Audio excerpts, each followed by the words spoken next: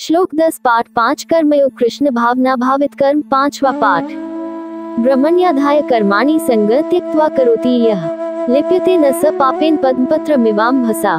जो पुरुष सब कर्मों को परमात्मा में अर्पण करके और आसक्ति को त्याग कर कर्म करता है, वह पुरुष जल से कमल के पत्ते की भांति पाप से लिप्त नहीं होता।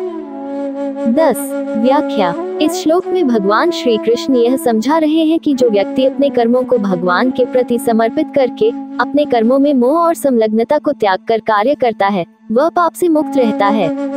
जैसे कमल पत्र पानी में डूबता नहीं है, वैसे ही उस व्यक्ति के कर्म भी उसे पाप से नहीं लिप्त करते।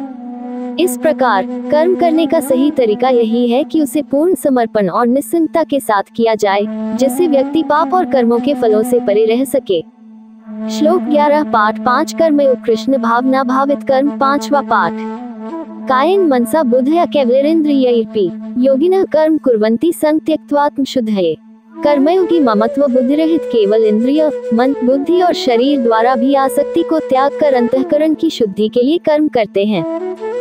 11 व्याख्या। इस श्लोक में भगवान श्री कृष्ण योगियों के कर्म करने की विधि का वर्णन कर रहे हैं।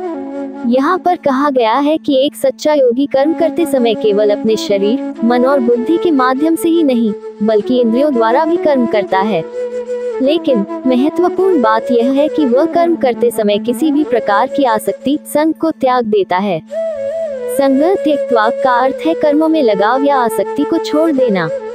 योगी अपने कर्मों को निस्वार्थ भाव से और आत्मा की शुद्धि के लिए करता है।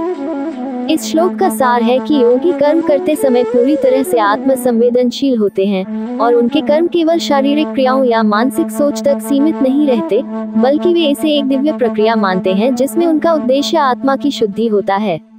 इस प्रकार कर्मयोग के अनुसार कर्म करते समय मन, बुद्धि और इंद्रियों को एकत्रित करके, लेकिन बिना किसी प्रकार की व्यक्तिगत अपेक्षा या स्वार्थ के कर्म करना चाहिए।